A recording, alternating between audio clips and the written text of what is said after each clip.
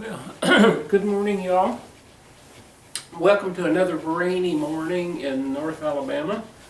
We've had several, not 40 days and nights, but we've had several of these rainy days lately. But anyway, we're here. We're glad you're here. And lesson number 20 is what we're going to start with. And the subject matter is the Old Testament and the New Testament and the concepts or descriptions of God in each, markedly different. The God of the Old Testament is nothing like the God of the New Testament, and it makes us wonder, was it the same God? But we won't get into that theology. We'll just talk about how it's written. Excuse me. God appears many times physically in the Old Testament. God appears to Abraham, to Adam and Eve, Abraham and Sarah both, I should say. He appears at least orally to all of the prophets, and there was a long chain of them, and to the judges and to the kings, and God was just physically present in the Old Testament. They couldn't look upon him. He told Moses not to look him in the face because you couldn't do that and survive. God was a spiritual person and apparently had appearances that none of us could handle if we saw. Jesus said in the New Testament, by the way, that no one has seen the Father except me. So anyway, in the Old Testament, God also condones blood sacrifices. In fact, he gave elaborate detail about different types of sacrifices for sins, different events, celebrations, what have you.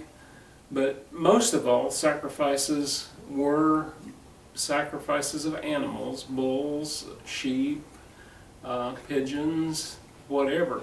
The pagans, and this is in the Old Testament, the pagans actually sacrificed children. So there was human sacrifice in the days of the Old Testament, and those days were hundreds, if maybe even thousands of years ago. God sanctions and encourages wars in the Old Testament, primarily to assure land for the Israelites, his chosen people. And he tells them that when you have these wars, when you go in, destroy every living thing. So that doesn't seem like a godly statement, but he says, leave no children, no females, no animals, nothing. Scorch the ground. So I know sometimes we have gotten upset with the American Indians who tended to do that, but I suspect we tended to do that back to them. So it's not that it never happened, but it didn't seem like a godly thing, at least to me. And then God punishes Israel severely in the Old Testament for idol worship. There's a lot of idol worship, especially where the chosen, the children of Israel, go over and marry women from different cultures. And of course they have Baal and other pagan gods that they worship, and eventually their husbands end up worshiping and even building idols to those other gods, small g. And God punishes them severely for this type of worship. God also dwells in the Hebrew temple, which is at first nothing more than a tent, but he is behind a sacred curtain, and his residence is the Ark of the Covenant, and we'll talk a little bit about that later. Finally, God communicates directly with many prophets. We mentioned this, prophets, judges, kings, and many others in the Old Testament. I don't know how many. I doubt I could count how many times he appears. In fact, he appears to Abraham and Sarah in the presence of two angels. I guess they were angels, and they were headed to Sodom and Gomorrah to wipe Sodom and Gomorrah off the map because of the evil things they were doing sexually. And God stayed with Abraham and Sarah and even had dinner with them. So that was a different God than we find in the New Testament. But anyway, that's the structure of the differences. Assuming you have read both the Old and the New Testaments, the character and traits of God differ greatly, needless to say. God is also physically present, physically his physical self in the Old Testament, but not at all that I'm aware of in the New Testament. And we'll talk about that next time. In the next lesson, we'll talk about God in the New Testament.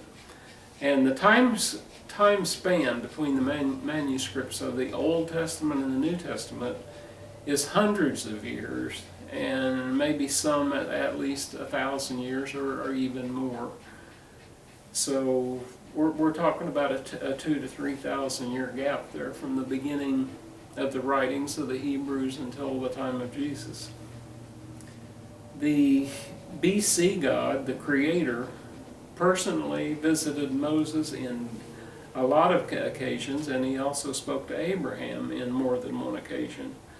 And when Moses and the Hebrew nation left Egypt, God directed Moses in person, as he appeared as a burning bush, spoke out from a burning bush, I guess we should say. And he guided them in their journey, their 40-year journey to the land of milk and honey. And he appeared during the day as a cloud. And sometimes on their meeting place, he would appear as a cloud over the meeting place. On Mount Sinai, God met with Moses, but God asked him to turn his head, as we mentioned before. He told him he was on holy ground. As the children of Israel were led from Egypt, the Spirit of God was physically present. As a fire by night and a cloud by day, he was always there.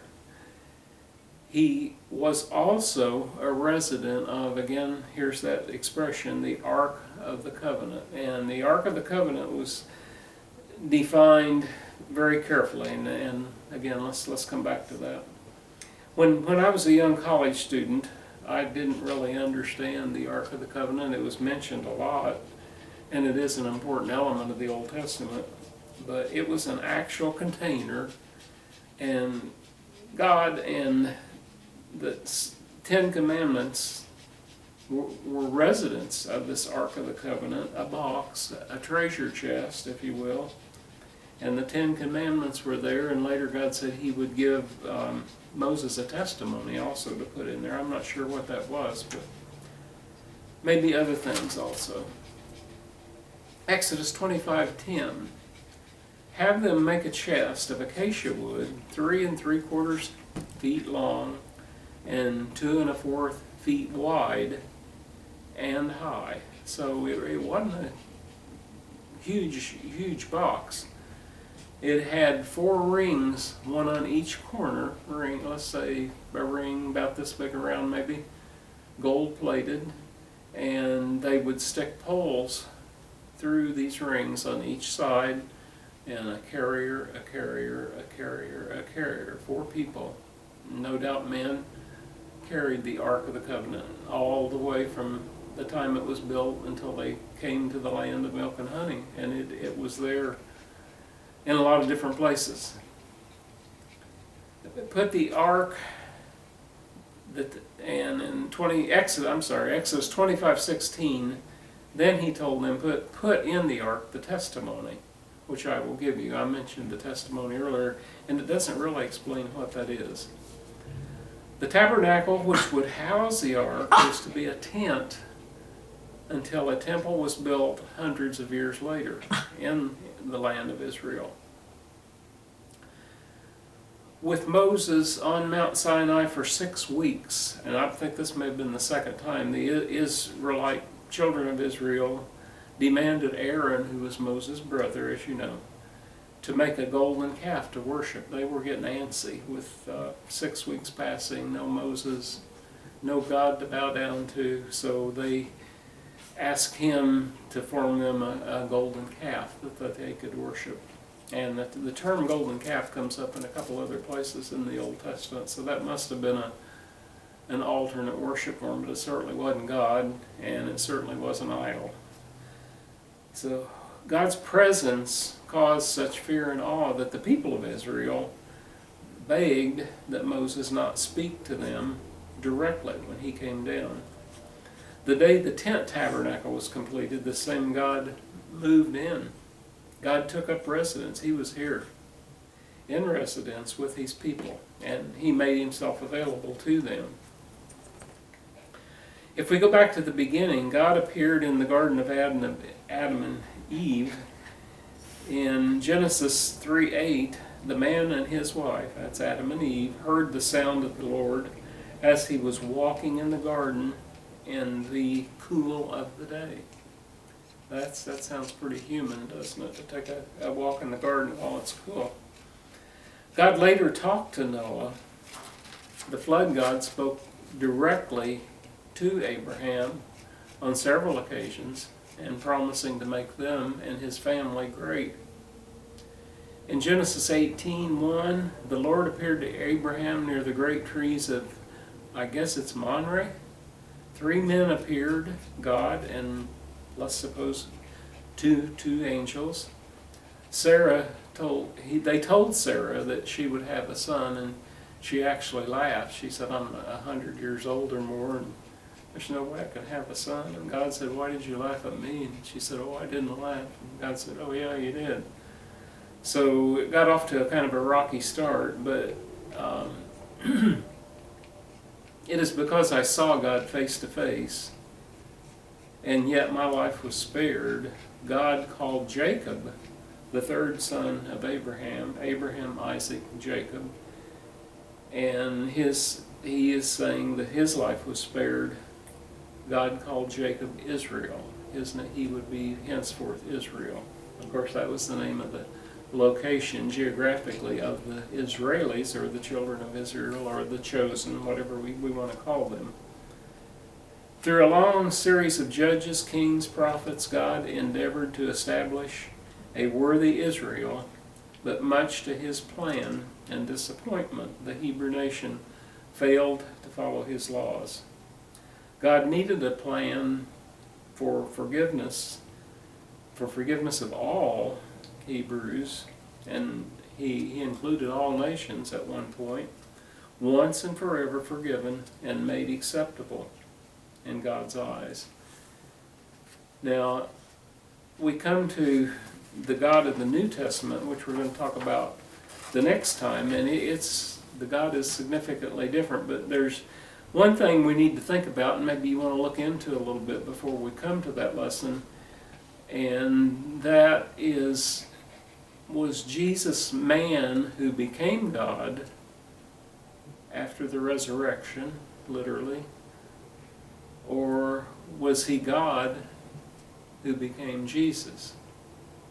Now that fits more what I've been taught and what I thought I read, that God became Jesus.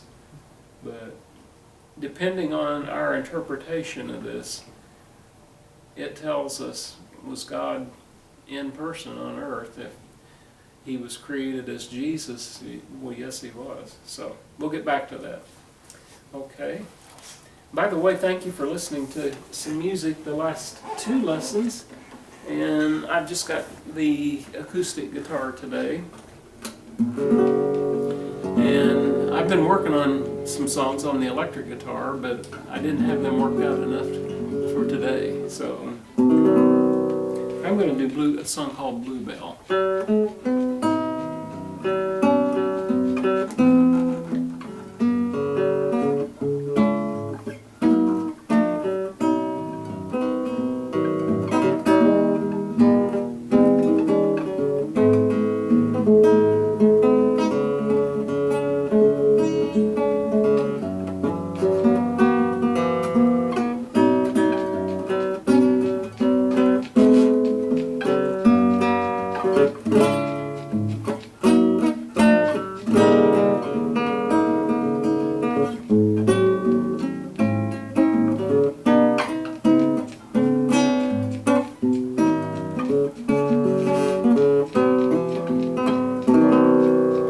First time I heard that song was on a Merle Travis this album when I was probably a freshman in high school, so a long time ago. And I read somewhere at one time that the song dates back to the Civil War era. So I'll give it to you one more time.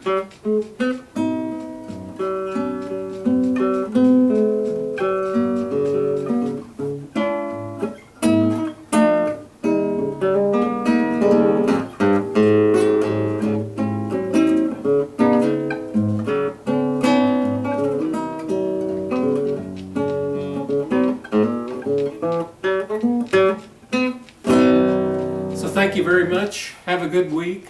Stay home when you can. Contribute to feeding programs. They're all over the place and the need is great. So God bless you and thank you.